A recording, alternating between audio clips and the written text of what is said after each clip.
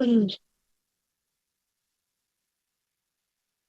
So let's proceed to the next part, which is the strategy framework for national goals. So this framework essentially describes a nation gradually moving up in ladder of economic sophistication. So it starts by learning from more advanced countries and incrementally builds its capabilities until it becomes a leader in innovation. So a living example of strategy in national development is China. Okay, it's successfully applied by other Asian countries like Japan, Korea, and Taiwan. So these growth strategies are sequential, one step moving to the next, meaning the steps that will be shown here later are generally taken in order. So each phase builds upon the achievements and capabilities gained in the previous phase. So successfully completing one stage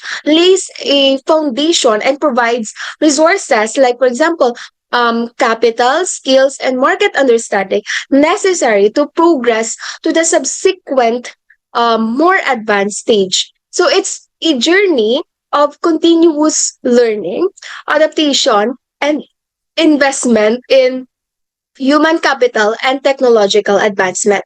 So starting with phase one, the imitation. So it is all about learning the basics. So this initial stage is about market entry and survival. So underdeveloped nations leverage existing technologies and product designs from undeveloped countries, and this allows them to quickly produce goods that have already proven demand in a global market. So while intellectual property might be concerned internationally, the immediate focus is on generating revenue and building basic industrial capacity. So the goal isn't to be original yet, but to get their foot in the door and start making some money. So they are learning what's worth by following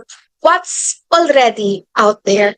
So quality might be basic, but the lower prices attract consumers, especially in developing markets. So this phase is crucial for accumulating initial capital and understanding the production processes. The challenges lang that may encounter during this phase is that it may be potential for trade disputes related to intellectual property, or the country may face criticism for intellectual property violation as it produce goods without paying for the patents or copyrights. However, this stage often leads to cheaper selling price and lower na production cost because of a cheap labor and non-payment of licensing fees. So for example, so let's use as an illustration of how China undergone national development. So let's use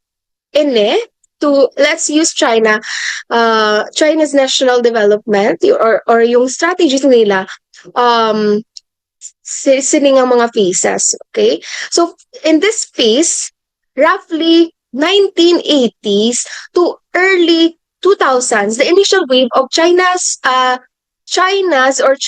manufacturing focus on producing goods like toys, textiles, and basic electronics that were similar to those made elsewhere,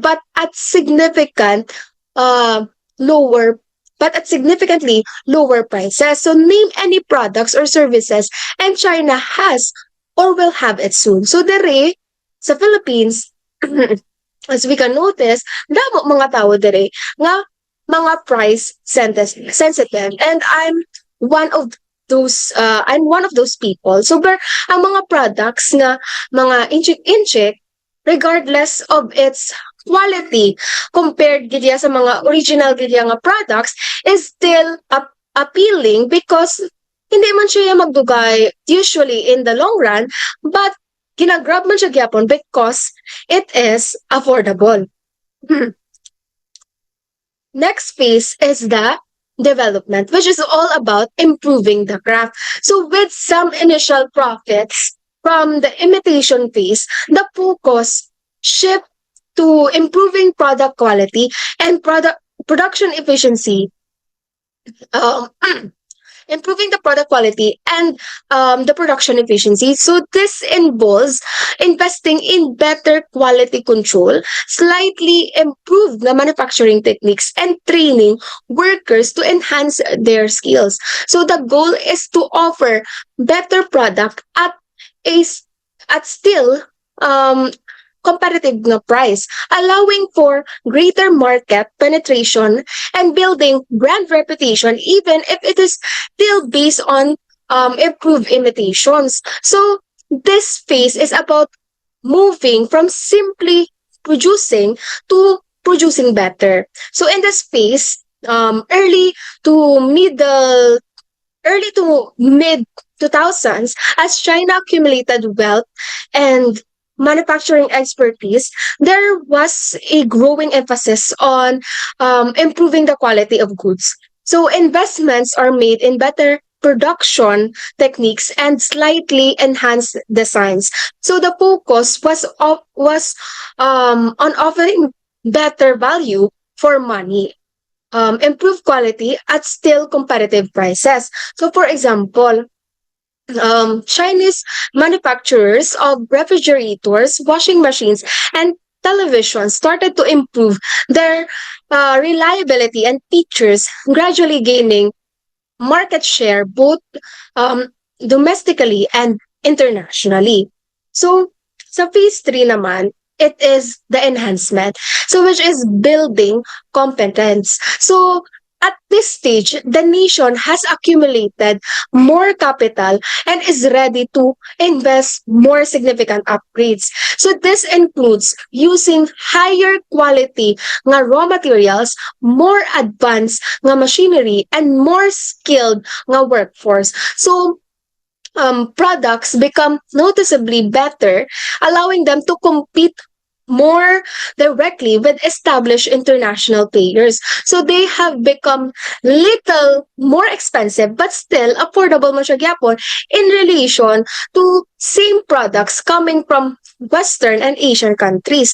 So while innovation might still be limited, but the ability to produce higher quality goods, but there is the ability sa ining phase to produce higher quality goods consistently strengthens their position in the global value chain. So in this phase, sa mid-20s, 2000s to early 2010s, China saw significant investment in infrastructures, advanced nga manufacturing equipment, and the development of more skilled workforce. So the quality of Chinese products improved substantially, allowing them to compete more directly with established international brands. So although they have become a little more expensive, but they still ensure to offer it at at affordable price. So, for example, ang companies like Huawei and ZTE emerge, initially learning from international players, but quickly investing in research and development to produce higher quality and competitive telecommunication infrastructure. Okay? So phase 4 naman, it is the differentiation. So it's all about standing out from the crowd. So as competition intensifies, simply offering better versions of existing products is no longer enough for sustained growth. So this phase emphasizes creating unique value through research and development, incorporating new features, and adopting advanced technologies. So the focus shift from just improving existing products to making them distinct and more appealing to specific market segments. So this is often involves higher production costs and potentially higher prices, but the unique offerings justify the premium price.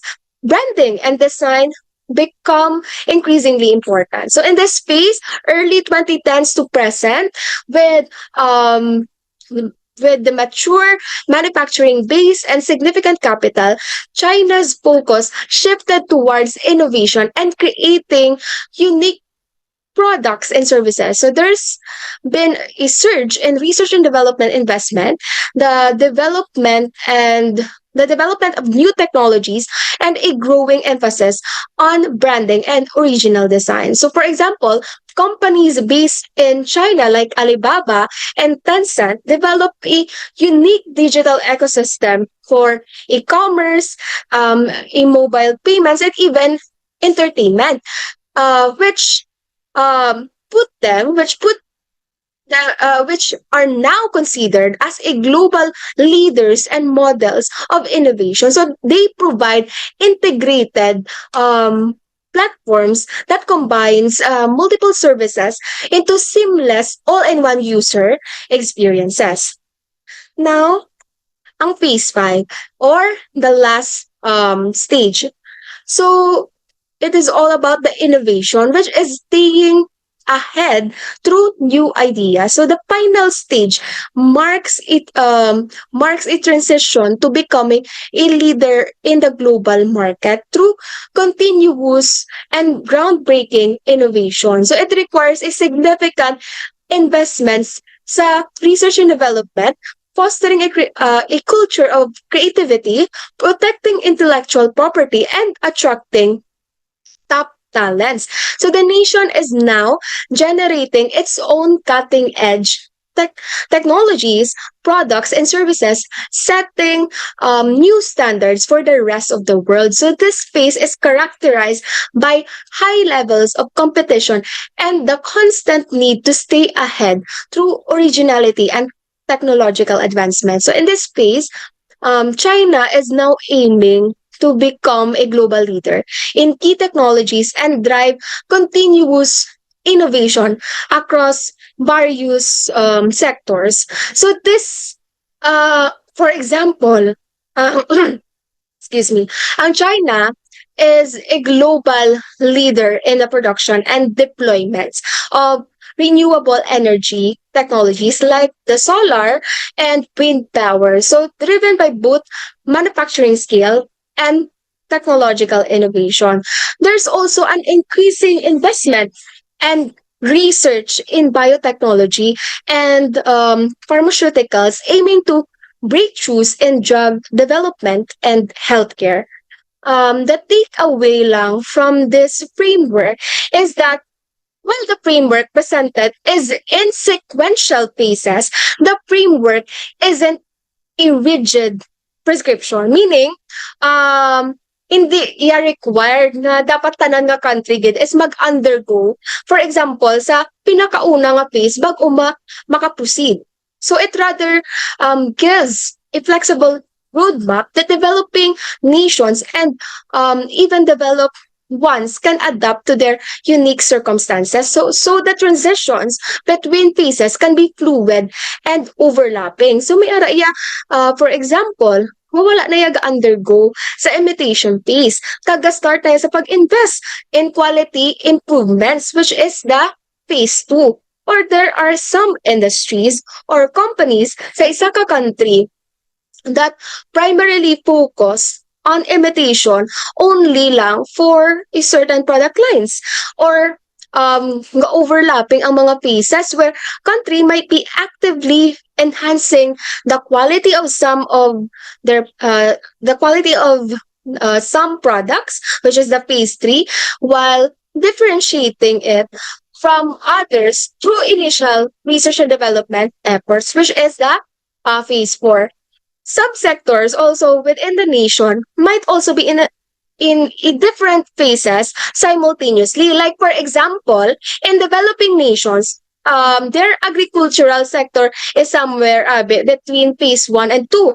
At the same time, its emerging technology sector might be in phase 4.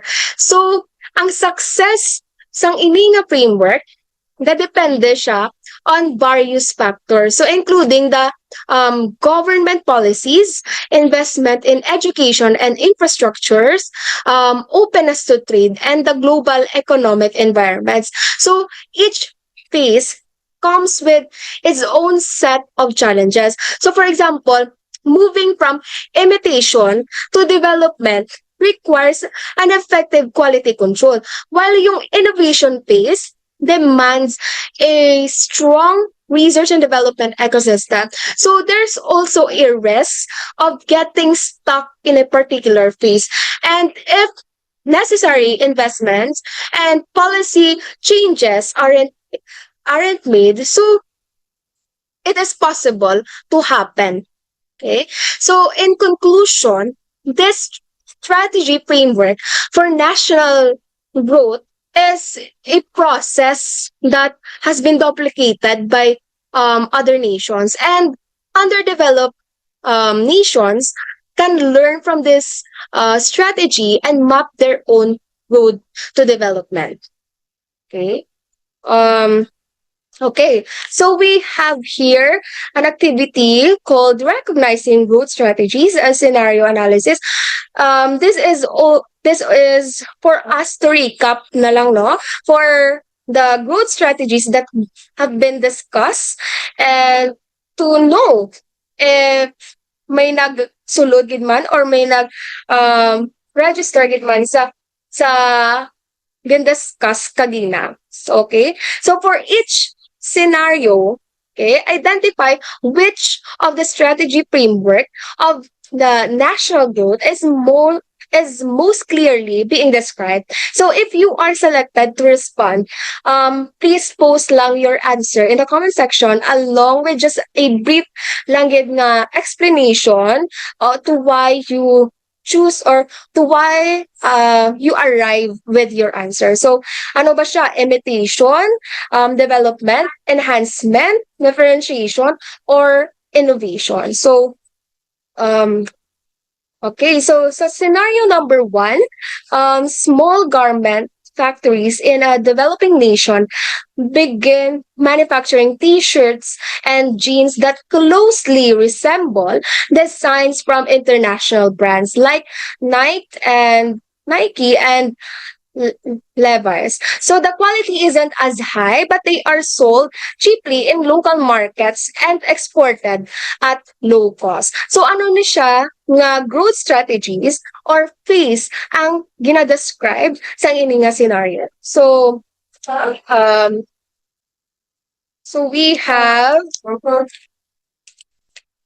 okay, we have Kadorna to answer for scenario number one. So with please answer it.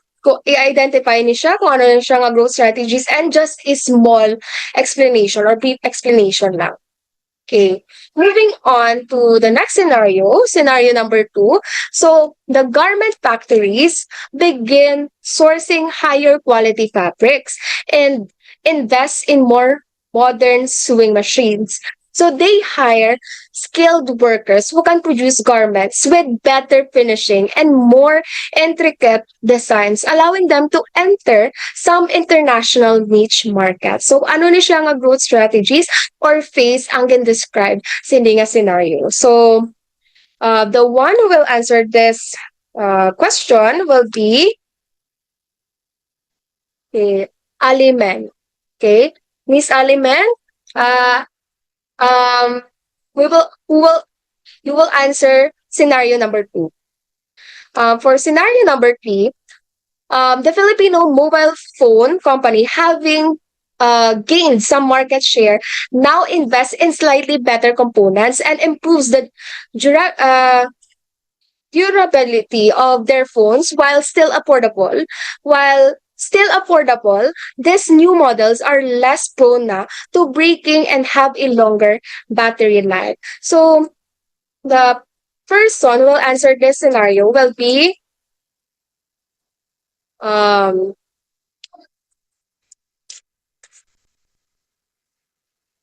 okay, Miss Bichayda. Moving on, To scenario number 4, a leading technology company in Philippines pioneers a new type of battery technology for mobile devices that offers significantly longer life and faster charging, licensing this technology to global manufacturers. So for scenario number 4, um, the person who will answer this will be Miss Palsis. Okay, again, Miss Palsis. For scenario number 5, the Filipino phone company launches a new smartphone with a unique camera technology developed in-house, focusing on low-light photography. And they also partner with local artists to create an exclusive phone case designs, setting their brand apart. Okay, so the person who will answer this scenario will be, okay, Miss Abuol. Okay.